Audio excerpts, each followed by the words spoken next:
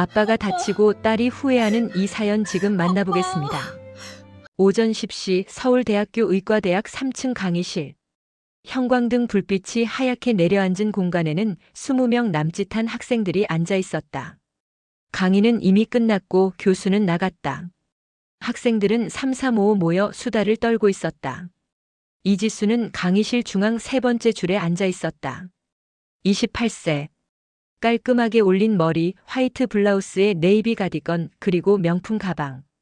그녀의 외모는 완벽했다. 적어도 겉으로는. 야, 이번 주말에 우리 부모님들 모시고 저녁 모임 하자. 친구 박서연이 밝은 목소리로 제안했다. 서연은 지수 옆자리에 앉아 있었다. 명품 시계가 빛났다. 그녀의 아버지는 강남의 유명한 성형외과 원장이었다. 서연의 제안에 다른 친구들이 화답했다. 좋지. 우리 아버지도 오시겠다고 하실 것 같은데. 우리 엄마도 그런 모임 좋아하셔. 지수의 손이 무의식적으로 펜을 만지작거렸다. 긴장의 신호였다. 서연이 지수를 바라봤다. 지수야, 너희 아버지는 뭐 하시더라? 전에 말 안 해줬잖아. 순간 강의실의 공기가 무거워졌다. 아니, 지수에게만 그렇게 느껴졌다. 다른 친구들도 관심 있다는 듯 지수를 바라봤다. 시선이 집중됐다. 지수는 잠시 머뭇거렸다. 그녀의 뇌리에 아버지의 모습이 스쳤다. 버스 유니폼, 낡은 운동화, 햇빛에 그을린 얼굴. 아버지는. 지수의 입이 천천히 열렸다. 심장이 빠르게 뛰었다. 무역업 하세요. 거짓말이었다. 그 거짓말은 지수의 입에서 너무나 자연스럽게 흘러나왔다.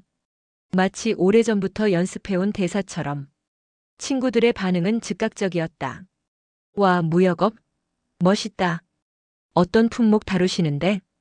지수는 억지로 미소를 지었다. 입꼬리는 올라갔지만 눈은 웃지 않았다.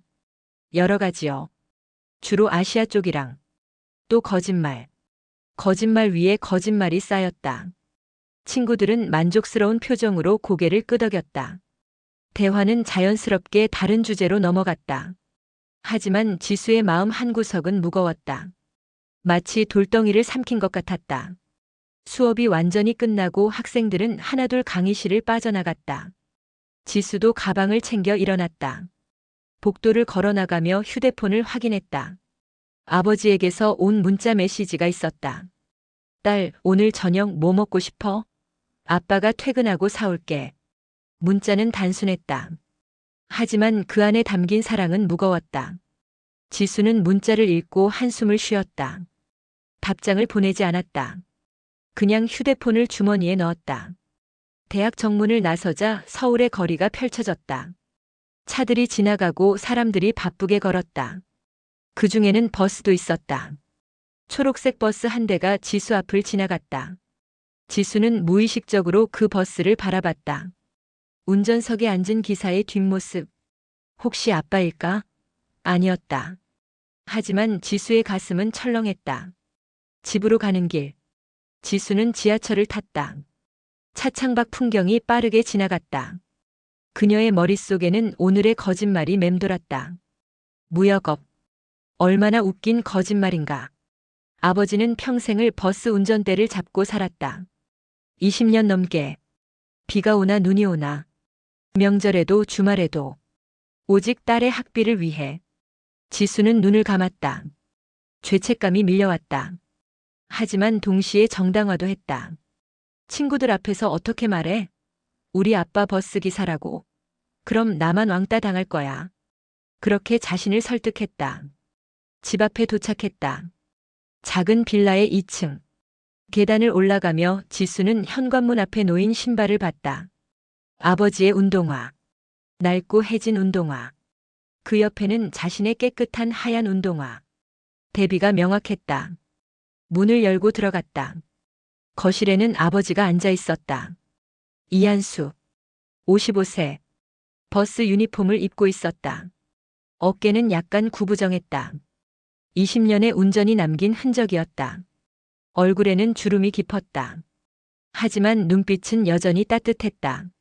왔어? 오늘 하루 어땠어? 아버지의 목소리는 부드러웠다. 지수는 가방을 내려놓으며 짧게 대답했다. 좋았어요. 그게 전부였다. 더 이상의 대화는 없었다. 아버지는 딸의 표정을 살폈다. 뭔가 무거운 게 있다는 걸 알았다. 하지만 묻지 않았다. 대신 일어나 부엌으로 갔다. 밥 먹어. 아빠가 저녁 차려놨어. 식탁에는 소박한 저녁이 차려져 있었다. 김치찌개, 계란말이 그리고 밥. 지수는 식탁에 앉았다.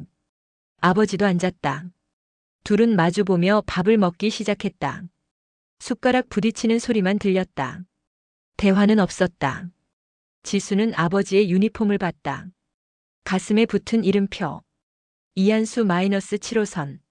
그 이름표가 지수에게는 부끄러움으로 느껴졌다. 마음이 불편했다. 밥맛이 없었다. 새벽 5시. 알람이 울렸다. 이한수는 눈을 떴다. 몸이 무겁지만 일어나야 했다. 이것이 그의 20년 루틴이었다. 침대에서 일어나 세수를 하고 버스 유니폼을 입었다. 거울을 봤다. 55세의 얼굴. 주름이 깊었다. 하지만 오늘도 해야 할 일이 있었다. 부엌으로 가서 간단히 아침을 먹었다. 식빵 한 조각과 우유. 딸의 방문을 살짝 열어봤다. 지수는 아직 자고 있었다. 한수는 미소를 지었다. 딸의 잠든 얼굴이 평온했다. 우리 딸, 오늘도 좋은 하루 보내. 마음속으로 기도했다. 집을 나섰다. 새벽 공기는 차가웠다. 거리는 아직 어두웠다. 한수는 버스 정류장으로 걸어갔다. 출근용 버스를 타고 차고지로 향했다. 차고지에 도착하니 다른 기사들도 하나둘 나타났다. 인사를 나눴다. 한수 형, 오늘도 화이팅. 응, 너도.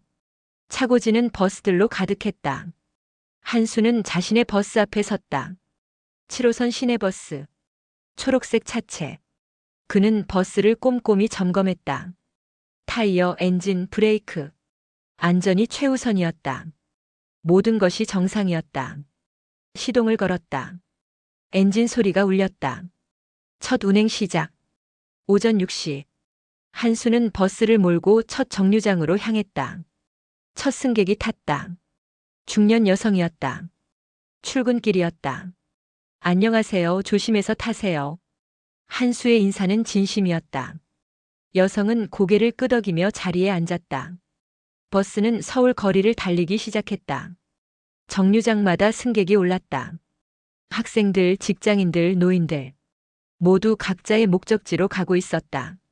한수는 그들을 안전하게 데려다 주는 것이 자신의 임무라고 생각했다. 신호를 지켰다. 과속하지 않았다. 급브레이크를 밟지 않았다. 승객들의 안전이 그에게는 가장 중요했다. 어떤 승객은 감사하다고 인사했다. 한수는 미소로 답했다. 점심시간. 잠깐의 휴식. 한수는 버스를 세우고 도시락을 꺼냈다. 아침에 싸온 김밥이었다. 간단하지만 배는 채워졌다. 도시락을 먹으며 지갑을 꺼냈다. 안에는 딸의 사진이 있었다. 어린 시절 지수. 초등학교 입학식 날 찍은 사진. 교복을 입고 활짝 웃고 있었다. 한수는 그 사진을 보며 미소 지었다. 우리 딸, 이제 의사 될 거야. 자랑스러웠다. 모든 고생이 값진 이유였다. 야근도 휴일 근무도 낡은 옷도. 모든 것이 딸을 위한 것이었다. 오후 운행이 시작됐다. 승객들이 또 탔다. 한수는 여전히 친절했다. 노약자가 타면 자리를 안내했다. 어린아이가 타면 조심하라고 당부했다. 그의 버스는 단순한 교통수단이 아니었다. 그것은 사람들을 잇는 달이었다. 해가 지기 시작했다. 퇴근 시간. 버스는 붐볐다. 한수는 여전히 안전운전을 고수했다. 승객들이 서 있어도 급하게 달리지 않았다. 안전이 최우선이었다. 마지막 운행이 끝났다. 밤 8시. 한수는 차고지로 버스를 몰고 갔다. 하루 종일 운전했지만 아직 할 일이 남았다. 버스를 청소했다. 바닥을 쓸고 좌석을 닦았다. 내일 승객들을 위해. 모든 것이 끝났다. 한수는 유니폼을 벗고 평상복으로 갈아입었다. 집으로 가는 길. 한수는 마트에 들렀다. 딸이 좋아하는 과일을 샀다. 사과 몇 개. 비싸지 않은 것으로. 계산대에서 돈을 냈다. 지갑이 얇았다. 하지만 괜찮았다. 딸을 위한 것이니까. 집에 도착했다.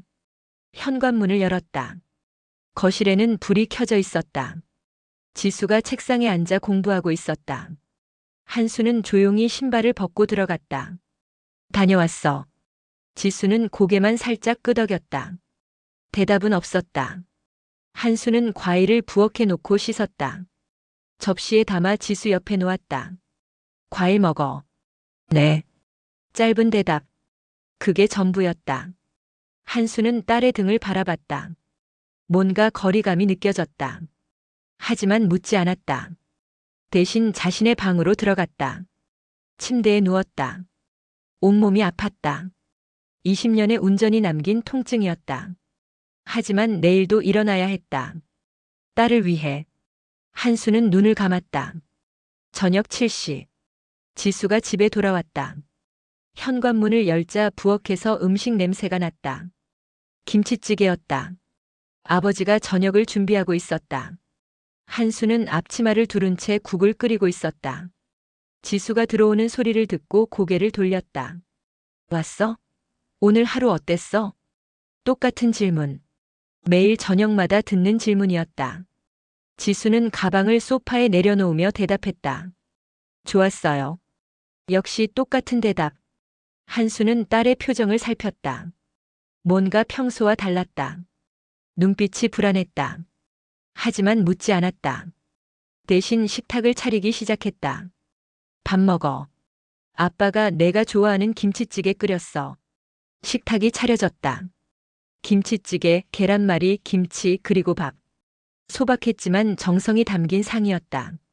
지수는 식탁에 앉았다. 한수도 마주 앉았다.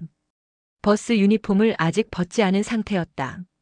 가슴에 이름표가 형광등 불빛에 반사되었다. 둘은 조용히 밥을 먹기 시작했다. 숟가락이 그릇에 닿는 소리만 들렸다. 지수는 국을 떠먹으면서도 계속 아버지의 유니폼을 힐끔거렸다. 그 초록색 천, 그 이름표, 그 낡은 모습이 그녀를 불편하게 만들었다. 한수는 딸이 밥을 잘 먹는지 확인했다. 반찬을 더 집어주려 했다. 계란말이 좀 더 먹어. 괜찮아요. 지수의 대답은 짧았다. 한수는 손을 거뒀다. 침묵이 다시 찾아왔다. 그 침묵은 무거웠다. 마치 보이지 않는 벽이 둘 사이에 세워진 것 같았다. 지수는 용기를 내어 말을 꺼냈다. 아빠, 내일 친구들이랑 모임 있는데. 한수의 손이 잠깐 멈췄다가 다시 움직였다. 고개를 들어 딸을 바라봤다. 응, 그래. 좋겠다. 어디서 만나? 강남이요. 근데 지수의 목소리가 작아졌다. 다음 말을 하기가 어려웠다. 손은 무의식적으로 숟가락을 만지작거렸다. 긴장의 신호. 부모님들도 오신대요. 한수의 얼굴이 밝아졌다. 딸의 친구들 부모님을 만난다는 것은 좋은 일이었다. 그는 미소를 지었다. 아, 그래? 아빠도 갈까? 그 순간 지수의 심장이 철렁 내려앉았다. 이것이 바로 그녀가 두려워했던 순간이었다. 아버지가 친구들 앞에 나타나는 것. 버스 유니폼을 입은 평범한 버스 기사인 아버지가. 아니요. 괜찮아요. 지수의 대답은 너무 빨랐다. 한수는 그 빠른 대답에서 뭔가를 느꼈다. 딸의 눈을 봤다. 그 눈은 회피하고 있었다. 왜? 아빠가 가면 안 돼? 한수의 목소리는 여전히 부드러웠다. 하지만 그 안에는 미묘한 상처가 섞여 있었다. 아니에요. 그냥. 아빠 바쁘시잖아요. 그날 일하셔야 하잖아요. 거짓말이었다. 한수는 그날이 휴무라는 것을 알고 있었다. 그리고 지수도 그것을 알고 있었다. 하지만 둘 다 그 사실을 언급하지 않았다. 한수는 잠시 침묵했다. 딸의 표정을 읽었다. 그 표정 속에는 부끄러움이 있었다. 자신에 대한 부끄러움. 그것이 한수의 가슴을 찔렀다. 하지만 그는 내색하지 않았다. 대신 고개를 끄덕였다. 알았어. 아빠 그날 바빠서 못 갈 것 같다. 한수의 거짓말. 딸을 위한 거짓말이었다. 지수는 안도의 한숨을 쉬었다. 너무 티나지 않게 조심스럽게. 네, 괜찮아요. 다음에 또 기회 있을 거예요. 지수의 빈말. 둘 다 알고 있었다. 다음 기회 같은 건 없을 거라는 것을. 하지만 그렇게 말하는 것이 서로에게 덜 아팠다. 저녁 식사가 끝났다. 지수는 재빨리 그릇을 들고 일어났다. 제가 설거지 할게요. 아니야, 아빠가 할게. 괜찮아요. 지수는 부엌으로 가서 설거지를 시작했다. 물소리가 났다. 그릇이 부딪히는 소리.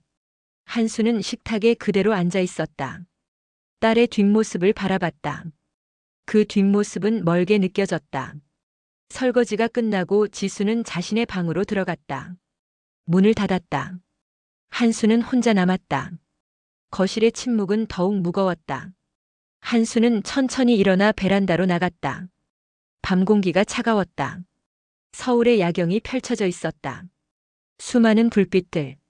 한수는 그 불빛들을 바라보며 한숨을 쉬었다. 딸이 나를 부끄러워한다. 그 생각이 가슴을 무겁게 짓눌렀다. 하지만 이해했다. 딸의 친구들은 모두 좋은 집안 출신들이었다. 의사, 교수, 사업가. 그런데 자신은 버스기사였다. 평범한, 너무나 평범한 버스기사. 한수의 눈에 눈물이 맺혔다. 하지만 흘리지 않았다. 대신 주먹을 꽉 쥐었다. 괜찮아. 딸이 행복하면 돼. 그게 전부야. 자신을 다독이며 한수는 베란다를 떠났다. 자신의 방으로 들어갔다. 침대에 누웠다. 천장을 바라봤다. 오늘도 긴 하루였다. 내일은 또 일어나야 했다. 버스를 몰아야 했다. 딸을 위해. 한수는 눈을 감았다. 하지만 잠은 쉽게 오지 않았다. 딸의 표정이 계속 떠올랐다. 그 회피하는 눈빛. 그 불편한 침묵. 모든 것이 한수의 가슴을 아프게 했다. 다음 날 아침. 한수는 여느 때처럼 새벽에 일어났다. 하지만 오늘은 휴무였다. 그래도 일찍 일어나는 습관은 바뀌지 않았다. 거실로 나왔다. 지수는 아직 자고 있었다. 한수는 조용히 부엌에서 아침을 준비했다. 토스트를 구웠다. 계란을 삶았다. 우유를 데웠다. 딸을 위한 아침이었다. 모든 것이 준비되자 한수는 지수의 방문을 두드렸다. 지수야, 아침 먹어. 잠시 후 지수가 나왔다. 머리는 헝클어져 있었지만 얼굴은 여전히 예뻤다. 식탁에 앉아 아침을 먹기 시작했다. 한수는 마주 앉았다. 오늘 학교가? 네, 오전에 실습 있어요. 그래, 조심해서 다녀와. 네. 짧은 대화. 그게 전부였다. 지수는 빨리 아침을 먹고 준비했다. 한수는 그 모습을 조용히 지켜봤다. 지수가 집을 나서려 할 때 한수가 말했다. 지수야. 네. 오늘 저녁 모임. 잘하고 와. 한수의 목소리는 부드러웠다. 지수는 잠시 멈칫했다가 고개를 끄덕였다. 네, 다녀올게요. 현관문이 닫혔다. 한수는 혼자 남았다. 휴무인 날이었지만 갈 곳이 없었다. 그는 거실 소파에 앉아 텔레비전을 켰다. 뉴스가 나왔다. 하지만 집중되지 않았다. 자꾸만 어젯밤의 대화가 떠올랐다. 아빠는 안 오셔도 돼요. 딸의 그 말이 가슴을 찔렀다. 한수는 리모컨을 내려놓았다. 창밖을 바라봤다. 맑은 하늘이었다. 좋은 날씨였다. 하지만 마음은 무거웠다. 시간은 천천히 흘렀다. 오후가 되었다. 한수는 집안일을 했다. 빨래를 했다. 청소를 했다. 딸의 방도 정리했다. 책상 위에는 의학 서적들이 쌓여 있었다. 한수는 그 책들을 조심스럽게 정리했다. 우리 딸 정말 열심히 공부하네. 저녁 시간이 다가왔다. 지수가 친구들을 만나는 시간이었다. 한수는 시계를 봤다. 7시. 지수는 지금쯤 친구들과 함께 있을 것이다. 부모님들도 함께. 한수는 상상했다. 만약 자신이 그 자리에 갔다면 어땠을까? 버스 유니폼 대신 깔끔한 정장을 입고. 하지만 정장을 입어도 자신은 여전히 버스 기사였다. 그것은 바뀌지 않는 사실이었다. 핸드폰이 울렸다. 문자 메시지였다. 지수에게서 온 것이었다. 아빠, 저녁 늦을 것 같아요. 먼저 주무세요. 한수는 문자를 읽고 답장을 보냈다. 알았어. 조심해서 다녀와. 사랑한다. 마지막 세 글자를 쓰는데 한수는 잠시 망설였다. 딸이 부담스러워할까? 하지만 결국 보냈다. 진심이었으니까. 지수의 답장은 오지 않았다. 한수는 핸드폰을 내려놓았다. 혼자 저녁을 먹었다. 라면 하나. 간단했다. 맛은 없었다. 혼자 먹는 밥은 항상 그랬다. 밤이 깊어갔다. 한수는 소파에 앉아 텔레비전을 보다가 잠이 들었다. 피곤했다. 마음이 더 피곤했다. 자정이 넘어 현관문이 열렸다. 지수가 돌아왔다. 조용히 들어왔다. 거실을 보니 아버지가 소파에서 자고 있었다. 텔레비전은 켜져 있었다. 지수는 리모컨을 들고 텔레비전을 껐다. 아버지의 얼굴을 봤다. 자는 얼굴은 평온했지만 주름이 깊었다. 지수는 담요를 가져와 아버지에게 덮어줬다. 그리고 자신의 방으로 들어갔다. 침대에 누운 지수는 오늘 저녁의 일들을 떠올렸다. 친구들의 부모님들, 의사, 교수, 사업가, 모두 성공한 사람들이었다. 그들은 자신의 직업을 자랑스럽게 이야기했다. 지수는 그 자리에서 또 거짓말을 했다. 아버지가 해외 출장 가셔서 못 오셨어요. 친구들은 이해한다고 했다. 하지만 지수는 알았다. 만약 아버지가 왔다면, 만약 버스 기사라는 것을 알았다면 그들의 시선이 달라졌을 거라는 것을. 지수는 이불을 뒤집어 썼다. 죄책감이 밀려왔다. 하지만 동시에 안도감도 있었다. 거짓말이 들키지 않았다는 안도감. 그 이중적인 감정이 그녀를 괴롭혔다. 아빠, 미안해. 마음속으로만 사과했다. 입 밖으로는 내지 못했다. 지수는 눈을 감았다. 잠은 쉽게 오지 않았다. 일주일이 지났다.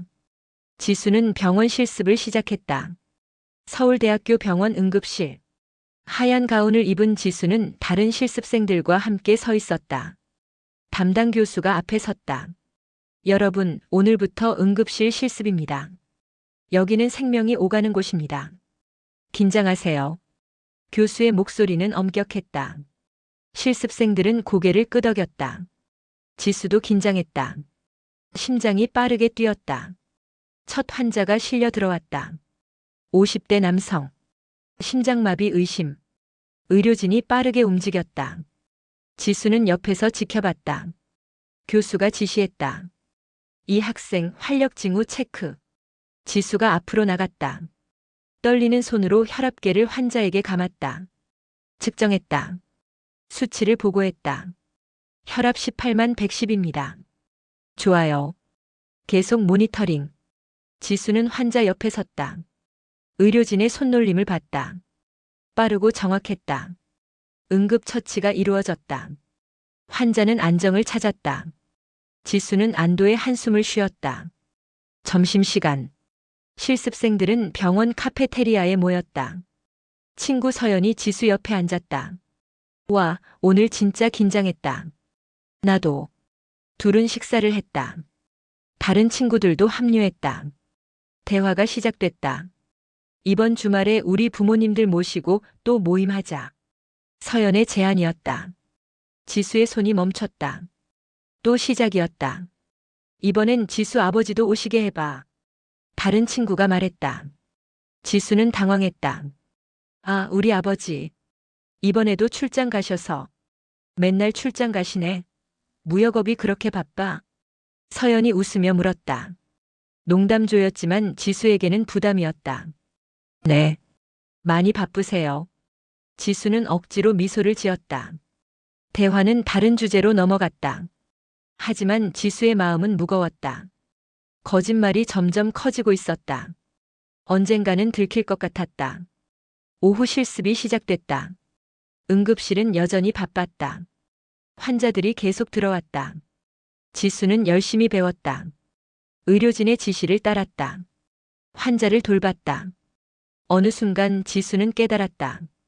이 병원에서는 환자의 직업이 중요하지 않다는 것을. 의사, 사업가든 버스 기사든 청소부든 모두 똑같은 환자였다. 생명 앞에서는 모든 것이 평등했다. 하지만 그 깨달음은 오래가지 않았다. 실습이 끝나고 친구들과 함께 나올 때 다시 현실로 돌아왔다. 그들의 대화 속에는 여전히 직업, 지위, 돈이 있었다. 우리 아버지가 이번에 새 병원 오픈하신대. 대박. 축하해. 지수는 그 대화를 들으며 침묵했다. 자신의 아버지는 새 병원을 오픈하지 않았다. 그저 매일 아침 버스를 몰 뿐이었다. 집으로 가는 길. 지수는 지하철을 탔다. 창밖을 봤다. 거리에는 버스들이 달리고 있었다.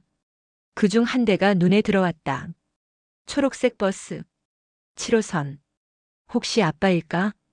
지수는 고개를 돌렸다. 보고 싶지 않았다.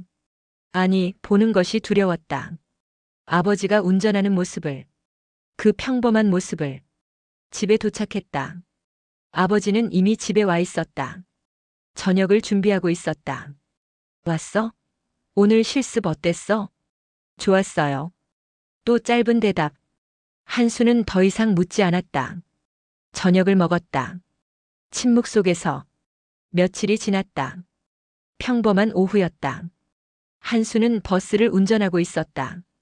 승객들은 각자의 자리에 앉아 있었다. 한수는 안전운전을 하며 정류장을 지나갔다. 한 정류장에서 할머니 한 분이 탔다. 70대로 보였다. 작은 체구에 보따리를 들고 있었다. 한수는 할머니를 도와드렸다.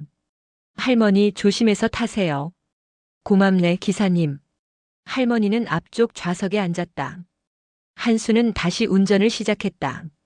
버스는 서울 거리를 달렸다. 할머니는 보따리를 무릎에 올려놓고 창밖을 봤다. 얼굴에는 미소가 있었다. 손주를 만나러 가는 길이었다. 서울에 사는 손주. 오랜만에 만나는 것이라 설렜다. 버스가 다음 정류장에 가까워졌을 때였다. 할머니가 갑자기 몸을 앞으로 숙였다. 보따리가 바닥에 떨어졌다. 이상했다. 할머니? 뒤에 앉은 승객이 물었다. 하지만 할머니는 대답이 없었다. 몸이 축 늘어졌다. 할머니. 승객이 소리쳤다. 한수는 백미러로 상황을 봤다. 심상치 않았다. 즉시 비상등을 켜고 버스를 갓길에 세웠다. 할머니 괜찮으세요? 한수가 자리에서 일어나 할머니에게 달려갔다. 할머니는 의식이 없었다. 호흡이 약했다. 한수는 즉시 판단했다. 응급 상황이었다. 누가 119 불러주세요. 한 승객이 즉시 전화했다. 한수는 할머니를 조심스럽게 눕혔다. 응급 처치를 시작했다. 기도를 확보하고 호흡을 확인했다. 맥박도 체크했다. 약했지만 있었다. 119가 오고 있습니다. 승객이 외쳤다. 하지만 한수는 기다릴 수 없다고 판단했다. 할머니의 상태가 위급했다. 가장 가까운 병원으로 직접 모셔가야 했다. 제가 할머니를 병원으로 모시겠습니다. 여러분, 다른 버스를 이용해 주세요. 한수는 할머니를 조심스럽게 업었다. 70대 할머니의 몸은 가벼웠다. 한수는 버스에서 내렸다. 승객들이 걱정스러운 표정으로 지켜봤다. 기사님 조심하세요. 한수는 고개를 끄덕이고 가장 가까운 병원을 향해 뛰기 시작했다. 할머니를 등에 업고 50m, 100m. 숨이 찼다. 55세의 몸이었지만 멈출 수 없었다. 병원이 보였다. 200m 앞. 한수는 계속 뛰었다. 땀이 흘렀다. 다리가 아팠다. 하지만 멈추지 않았다. 교차로에 도착했다. 신호등이 빨간불이었다. 하지만 할머니를 위해 기다릴 수 없었다. 한수는 좌우를 확인하고 건너기 시작했다. 그 순간이었다. 왼쪽에서 차가 신호를 무시하고 달려왔다. 빠른 속도였다. 한수는 그것을 봤다. 시간이 느리게 흘렀다. 순간적인 판단. 할머니를 보호해야 했다. 한수는 몸을 돌렸다. 할머니를 안쪽으로 감쌌다. 자신의 몸으로 할머니를 보호했다. 충격. 엄청난 충격이 한수의 몸을 강타했다. 세상이 빙글 돌았다. 소리가 들렸다. 비명, 브레이크 소리, 그리고 침묵. 한수는 바닥에 쓰러졌다. 할머니는 그의 품 안에서 보호되었다. 한수의 몸이 모든 충격을 흡수했다. 통증이 밀려왔다. 팔, 다리, 등. 모든 곳이 아팠다. 시야가 흐려졌다. 하지만 한수는 할머니를 확인했다. 할머니는 숨을 쉬고 있었다. 다행이었다. 할머니, 괜찮으세요? 한수의 마지막 말이었다. 그리고 의식을 잃었다. 주변 사람들이 달려왔다. 119가 도착했다. 두 사람 모두 응급차에 실렸다. 사이렌이 울렸다. 병원을 향해. 한수의 주머니에서 지갑이 떨어졌다. 한 시민이 주워서 응급대원에게 전달했다. 지갑 안에는 딸의 사진이 있었다. 그리고 뒷면에는 한수의 글씨. 우리 딸 최고의 의사 되길. 사랑한다. 마이너스 아빠. 그날 오후 서울대학교 병원 응급실. 지수는 다른 실습생들과 함께 환자 차트를 정리하고 있었다. 평범한 오후였다. 아니, 평범할 것이라 생각했다. 갑자기 응급실 문이 벌컥 열렸다. 응급환자. 교통사고. 응급구조사의 목소리가 응급실을 가득 채웠다. 의료진이 즉시 움직였다. 지수도 반사적으로 일어났다. 담당 교수가 지시했다. 실습생들 이쪽으로. 빨리. 지수와 다른 실습생들이 응급실 중앙으로 달려갔다. 스트레처가 들어왔다. 그 위에는 한 남자가 누워 있었다. 의식불명이었다. 얼굴과 옷에는 피가 묻어 있었다. 환자 신원 확인. 간호사가 외쳤다. 응급구조사가 대답했다. 이한수 55세 남성. 교통사고 환자입니다. 버스에서 쓰러진 할머니를 구하려다 사고당했습니다. 그 순간 지수의 세상이 멈췄다. 이한수 55세. 버스. 지수의 손에서 차트가 떨어졌다. 종이가 바닥에 흩어졌다. 하지만 지수는 그것을 의식하지 못했다. 오직 스트레처 위에 남자만 보였다. 천천히, 아주 천천히 지수는 그 남자에게 다가갔다. 다른 의료진들이 바쁘게 움직이는 와중에 지수만 시간이 멈춘 것처럼 환자의 얼굴을 봤다. 아빠? 지수의 목소리는 떨렸다. 거의 숨소리에 가까웠다. 하지만 확실했다. 저 사람은 아빠였다. 자신의 아버지였다. 한수의 얼굴은 상처투성이었다. 이마에는 피가 흐르고 있었다. 입술은 갈라져 있었다. 버스 유니폼은 찢어지고 더러워져 있었다. 하지만 그것은 분명 아빠였다. 학생 괜찮아요? 담당 교수가 지수를 불렀다. 지수는 대답할 수 없었다. 입이 떨어지지 않았다. 눈에서는 눈물이 쏟아지기 시작했다. 저 사람이 뭐라고요? 교수가 다가왔다. 지수는 손가락으로 한수를 가리켰다. 제 아버지예요. 그 말과 함께 지수의 무릎이 꺾였다. 주저앉을 뻔했다. 옆에 있던 친구 서연이 재빨리 지수를 붙잡았다. 지수야. 교수가 즉시 판단했다. 학생, 잠시 밖으로 나가 있어요. 우리가 처치할게요. 아니요. 저도 도와야. 지수가 비틀거리며 말했다. 하지만 서연과 다른 간호사가 지수를 응급실 밖으로 데려갔다. 지수는 저항했다. 하지만 힘이 없었다. 복도에 앉혀진 지수. 그녀는 손으로 얼굴을 감싸고 울기 시작했다. 온몸이 떨렸다. 서연이 옆에 앉아 지수의 등을 쓰다듬었다. 지수야, 괜찮아. 선생님들이 잘 치료하실 거야. 하지만 지수는 듣지 못했다. 머릿속은 혼란스러웠다. 왜 아빠가? 무슨 일이 있었던 거지? 30분이 지났다. 응급실 문이 열렸다. 담당 의사가 나왔다. 지수가 벌떡 일어났다. 선생님, 제 아버지는 안정됐습니다. 다행히 생명에는 지장 없어요. 하지만 골절상이 여러 곳이고 뇌진탕도 있어요. 당분간 입원 치료가 필요합니다. 지수는 안도의 한숨을 쉬었다. 다리에 힘이 풀렸다. 의사가 계속 말했다. 그런데 정말 대단한 분이시네요. 할머니를 자신의 몸으로 감싸서 보호했다고 해요. 할머니는 경미한 부상만 있고 거의 무사해요. 아버지가 영웅이에요. 영웅. 그 단어가 지수의 귀에 울렸다. 영웅. 자신의 아버지가, 자신이 부끄러워했던 그 아버지가. 아버지 면회 가능한가요? 지금은 안정을 취하고 있어요. 1시간 후에 중환자실로 옮길 거예요. 그때 잠깐 면회 가능해요. 지수는 고개를 끄덕였다. 의사가 돌아갔다. 지수는 복도 의자에 다시 앉았다. 서연이 물을 가져다 줬다. 지수야, 내 아버지. 버스 기사셨어? 서연의 조심스러운 질문. 지수는 고개를 끄덕였다. 더 이상 숨길 수 없었다. 응. 버스 기사야. 왜 말 안 했어? 지수는 대답하지 못했다. 대신 눈물만 흘렸다. 서연은 더 이상 묻지 않았다. 그냥 지수 옆에 앉아 있어 줬다. 1시간이 지났다. 간호사가 나왔다. 보호자분 들어오세요. 지수가 일어났다. 중환자실로 향했다. 문을 열고 들어갔다. 중환자실 침대에 아버지가 누워 있었다.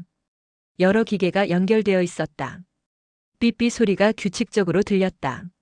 한수의 얼굴은 붕대로 감겨 있었다. 팔에는 깁스가 되어 있었다. 지수는 천천히 다가갔다. 침대 옆에 섰다. 아버지의 손을 잡았다. 따뜻했다. 살아있었다. 아빠. 지수의 목소리는 떨렸다. 눈물이 뺨을 타고 흘렀다. 아빠. 깨어나세요. 하지만 한수는 대답이 없었다. 여전히 의식불명이었다. 지수는 아버지의 손을 두 손으로 감쌌다. 간호사가 한수의 개인 소지품을 가져왔다.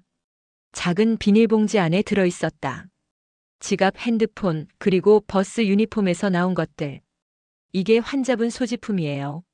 지수는 지갑을 열었다. 안에는 몇 장의 지폐와 카드들. 그리고 사진 한 장. 지수는 그 사진을 꺼냈다. 자신의 어린 시절 사진이었다. 초등학교 입학식 날. 교복을 입고 활짝 웃고 있는 자신. 사진은 낡았다. 모서리가 헤어져 있었다. 오랫동안 지갑 속에 있었던 흔적이었다.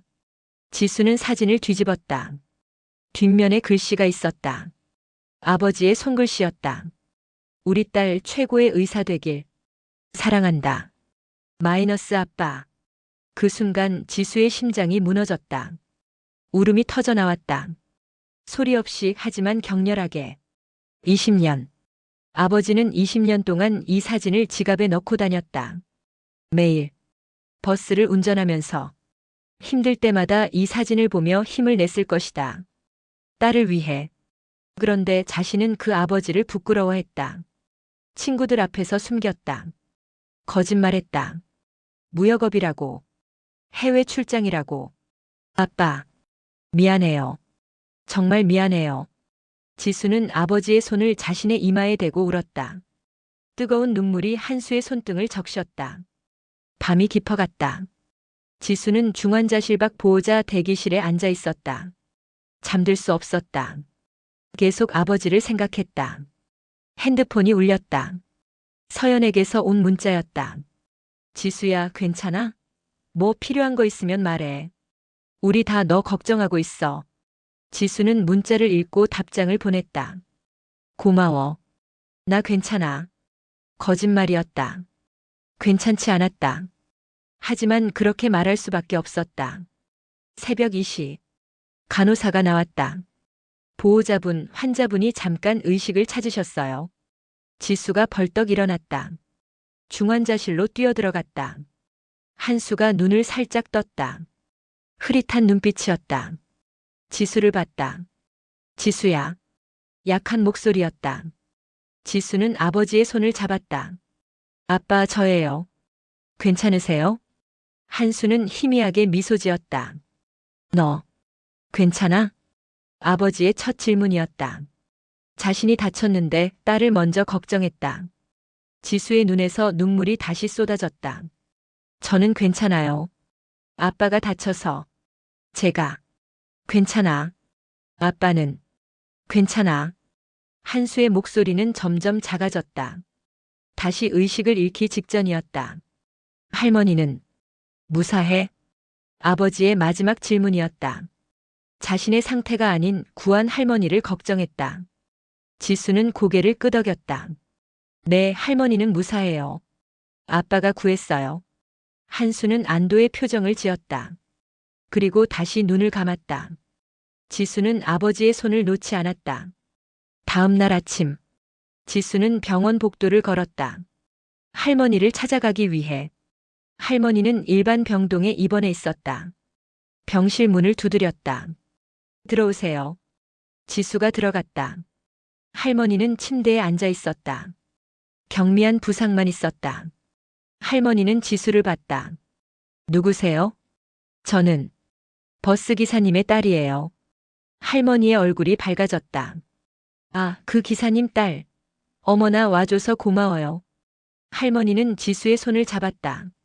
내 아버지는 정말 대단한 분이야. 나를 구하려고 자기 몸을 던졌어. 영웅이야, 진짜 영웅.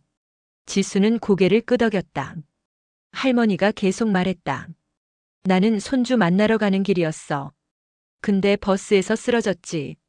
그때 기사님이 날 업고 병원으로 뛰었어. 나 때문에 다쳤는데. 미안하고 고마워. 할머니의 눈에도 눈물이 맺혔다. 지수는 할머니의 손을 꽉 잡았다. 아니에요, 할머니. 아빠는 원래 그런 분이에요. 그렇게 말하면서 지수는 깨달았다. 정말로 깨달았다. 아버지가 어떤 사람인지를. 버스기사. 그것은 단순한 직업이 아니었다. 아버지에게 그것은 사명이었다. 사람들을 안전하게 목적지까지 데려다 주는 것. 필요하면 자신의 몸을 던져서라도 승객을 보호하는 것. 지수는 할머니와 작별 인사를 하고 병실을 나왔다. 복도를 걸으며 눈물을 닦았다. 그날 오후 뉴스가 나왔다. 한수의 이야기가 보도되었다. 버스 승객을 구하려다 사고를 당한 버스기사, 시민들 사이에서 영웅으로 불려. 병원 로비 TV에서 뉴스가 흘렀다. 지수는 그것을 봤다. 화면에는 아버지가 할머니를 업고 뛰는 CCTV 영상이 나왔다. 그리고 사고 순간 아버지가 할머니를 감싸는 모습. 주변 사람들이 TV를 봤다. 대단하네. 진짜 영웅이야. 저런 분이 진짜 영웅이지. 지수는 그 말들을 들으며 가슴이 벅차올랐다. 자랑스러웠다. 처음으로 진심으로 자랑스러웠다. 핸드폰이 울렸다.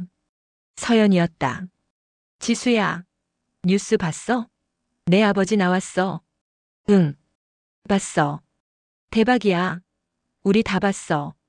진짜 멋있어. 내 아버지 정말 대단하시다. 서연의 목소리는 진심이었다. 지수는 미소를 지었다. 응, 우리 아빠. 정말 대단해. 처음으로 떳떳하게 말했다. 거짓말 없이. 3일이 지났다. 한수는 의식을 완전히 찾았다. 일반 병동으로 옮겨졌다. 지수는 3일 동안 아버지 곁을 지켰다. 학교도 가지 않았다.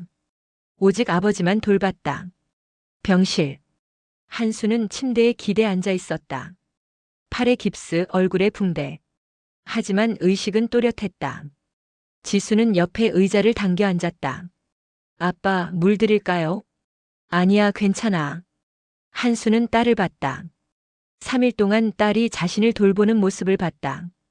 밥을 먹여주고 물을 갖다주고 몸을 닦아주고.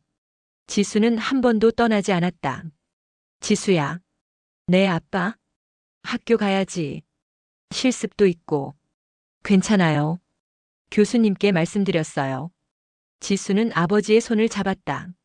한수는 그 손을 느꼈다. 따뜻했다. 미안해. 지수가 갑자기 말했다. 한수는 고개를 돌려 딸을 봤다. 뭐가? 제가 정말 잘못했어요. 지수의 목소리가 떨렸다. 눈물이 맺히기 시작했다. 아빠를 부끄러워했어요. 친구들한테 거짓말했어요. 아빠가 무역업 한다고. 해외 출장 간다고. 한수는 아무 말 없이 들었다. 지수는 계속했다. 친구들 모임에 오지 말라고 했어요. 아빠가 버스 기사인 게 창피해서. 지수의 울음이 터졌다. 억눌렀던 죄책감이 한꺼번에 쏟아졌다. 정말 미안해요, 아빠. 제가 나쁜 딸이었어요. 아빠는 평생 저를 위해 일하셨는데. 저는. 한수는 천천히 팔을 들어 딸의 머리를 쓰다듬었다. 깁스한 팔이었지만 움직일 수 있었다. 괜찮아. 괜찮지 않아요.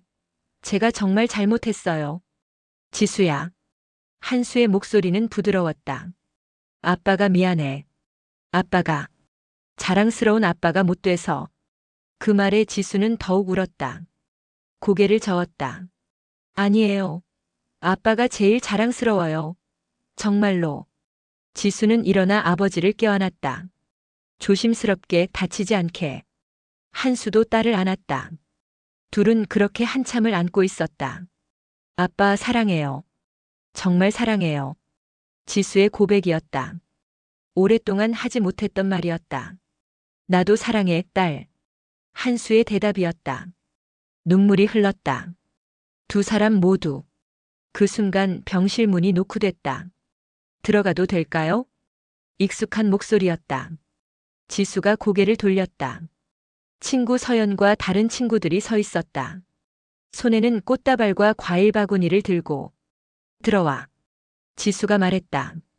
친구들이 병실로 들어왔다. 한수를 봤다. 안녕하세요, 아저씨. 서연이 인사했다. 다른 친구들도 인사했다.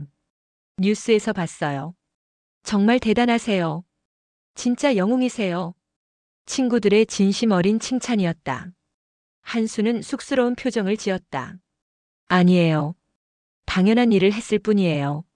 서연이 지수를 봤다. 지수야, 내 아버지 정말 멋있어. 부럽다. 지수는 미소를 지었다. 눈물이 마르지 않은 얼굴로. 응. 우리 아빠 정말 멋있어. 처음으로 당당하게 말했다.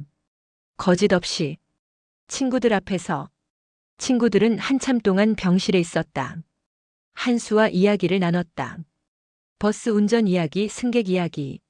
한수는 소탈하게 대답했다. 친구들은 진심으로 경청했다. 친구들이 떠날 때 서연이 지수에게 속삭였다. 지수야, 왜 진작 말 안 했어? 내 아버지 정말 훌륭하신 분이야. 지수는 대답 대신 미소로 답했다. 병실에 다시 둘만 남았다. 한수와 지수. 침묵이 흘렀다. 하지만 이번엔 편안한 침묵이었다. 아빠. 응? 제가 의사 되면 아빠처럼 될 거예요. 응? 아빠가 사람들을 안전하게 목적지까지 데려다 주는 것처럼 저도 사람들을 치료해서 건강하게 만들 거예요. 아빠가 제 영웅이에요. 한수의 눈에 눈물이 다시 맺혔다. 하지만 이번엔 기쁨의 눈물이었다. 우리 딸 정말 멋진 의사 될 거야. 응. 아빠 딸이니까. 둘은 미소를 지었다. 진심 어린 미소였다. 서울대학교 병원. 신입의사 환영식이 열렸다. 하얀 가운을 입은 의사들이 강당에 모여 있었다. 그중 한 명이 이지수였다. 30세. 당당한 모습이었다. 식이 끝나고 지수는 병원 로비로 나왔다. 누군가를 기다리고 있었다. 잠시 후 익숙한 모습이 보였다. 이한수. 57세. 깔끔한 남색 정장을 입고 있었다. 2년 전 사고 이후 완전히 회복했다. 지수는 아버지를 보고 달려갔다. 아빠. 왔어? 한수는 딸을 봤다. 하얀 가운을 입은 딸. 자랑스러웠다. 축하한다, 딸. 정말 축하해. 고마워요, 아빠. 지수는 아버지의 팔을 잡았다. 병원 안으로 함께 걸어갔다. 동료 의사들이 지나가며 인사했다. 지수, 저분이? 네, 제 아버지세요. 지수는 당당하게 대답했다. 동료가 한수에게 인사했다. 안녕하세요. 지수 많이 도와주세요. 아, 네. 감사합니다. 한수는 정중하게 인사했다. 지수는 아버지를 자신의 사무실로 안내했다. 아빠, 여기가 제 사무실이에요. 작지만 깔끔한 공간이었다. 책상, 의자 그리고 선반에는 의학 서적들. 한수는 주위를 둘러봤다. 좋은데. 우리 딸 사무실. 지수는 책상 위에 액자를 하나 꺼냈다. 한수에게 보여줬다. 아빠, 이거 봐요. 액자 안에는 사진이 있었다. 2년 전 병원 침대에 누워있는 한수와 옆에서 손을 잡고 있는 지수. 그리고 그 아래에는 글귀가 적혀 있었다. 내 영웅, 아빠에게. 사랑해요. 마이너스 지수. 한수는 그 액자를 보며 눈시울이 붉어졌다. 이걸 매일 볼 거예요. 아빠가 얼마나 대단한 분인지 잊지 않으려고. 한수는 딸을 껴안았다. 지수도 아버지를 안았다. 잠시 후 지수는 아버지를 데리고 병원 카페테리아로 갔다. 점심을 먹기 위해 가는 길에 여러 의료진과 마주쳤다. 지수, 이분이 내 아버지? 선배 의사가 물었다.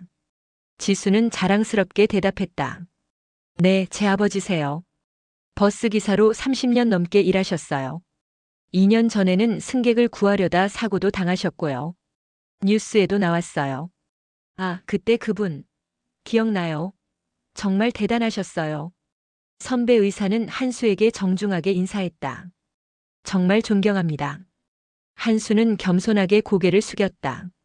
카페테리아에서 둘은 마주 앉아 식사를 했다. 지수가 말했다. 아빠, 저도 아빠처럼 사람들을 구하는 의사가 될 거예요. 넌 이미 그런 의사야. 한수는 딸을 봤다. 자랑스러운 눈빛이었다. 그날 저녁 둘은 함께 버스를 탔다. 한수가 운전하는 버스가 아니라 일반 승객으로. 지수는 창가 자리에 앉았다. 한수는 그 옆에 앉았다. 버스가 출발했다. 서울의 야경이 창밖으로 펼쳐졌다. 수많은 불빛들. 그 불빛들 속에서 사람들이 살아가고 있었다. 각자의 삶을, 각자의 꿈을. 아빠, 응? 행복하세요? 지수가 물었다. 한수는 딸을 봤다. 그리고 미소 지었다. 너를 만난 이후로 평생 행복했어. 그리고 지금이 가장 행복해. 지수도 미소 지었다. 저도요. 아빠 옆에 있는 지금이 가장 행복해요. 버스는 계속 달렸다. 정류장을 지나며 승객들을 태우고 내리며. 한수는 창밖을 봤다. 버스 기사가 운전하는 모습이 보였다. 한수는 그 기사를 향해 마음속으로 응원했다. 수고하세요. 안전운전하세요. 지수는 아버지의 손을 잡았다. 한수도 딸의 손을 잡았다. 따뜻했다. 버스는 목적지를 향해 달렸다. 아버지와 딸을 태우고 과거의 상처는 이미 치유되었다. 남은 것은 오직 사랑과 자랑뿐이었다.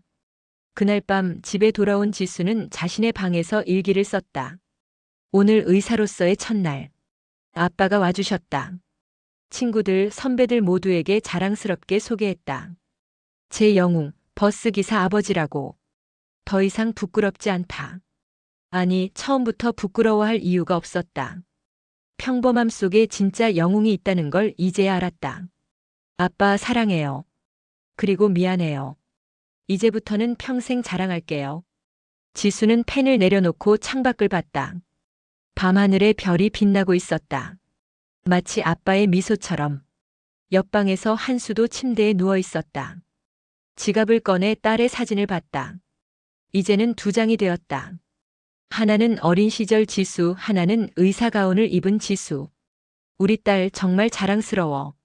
한수는 사진을 가슴에 대고 눈을 감았다. 행복한 미소를 지으며. 그렇게 하루가 끝났다.